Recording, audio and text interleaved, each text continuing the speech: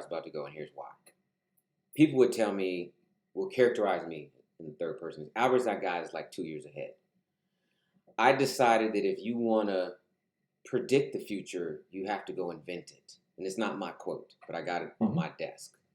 Another one I had was like, opportunities are often, neatly disguised as obstacles, something you can't get around. For hard work, right? But it's an opportunity. But when you start to look at it, it's like, look, if you go into the future, then your job is to take notes, synthesize, and come back to help predict where it is going, to be there before the goalpost is moved.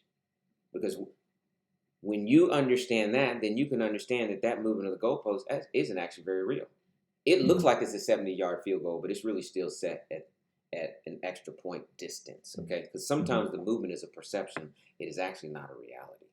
But when you can already talk about where the goalpost is shit, how the ask goes up before anyone has laid hands on it, then you might be in the position where you're moving the goalpost. And maybe the movement that is a reaction is not distance, but they're trying to move it side to side. And it's like, look, I can make a chip shot from an angle.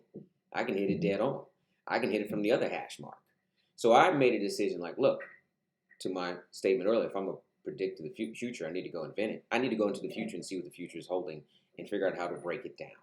What are the tenets that will come downstream? Because people don't want a revolution. They want an evolution.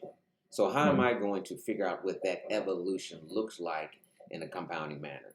And that's very much what I started to do in my discipline of digital marketing, is go off into the future, look at advanced technology, look at what's applicable. You got to remember, the internet design is everything secondhand military. Web 3 is the dark web, basically. Web 1 and 2 were iterations of, military comms. We just didn't see it in the public eye, it wasn't commercialized.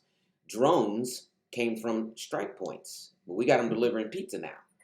Cell phone technology, everything comes from the military. You look at what the military is tinkering with, that'll tell you what we'll get our hands on once they realize the humans won't blow up the planet in it. So I started looking at that type of application, like what are they messing with on the horizon that's going to come into the space for advertising, media, marketing?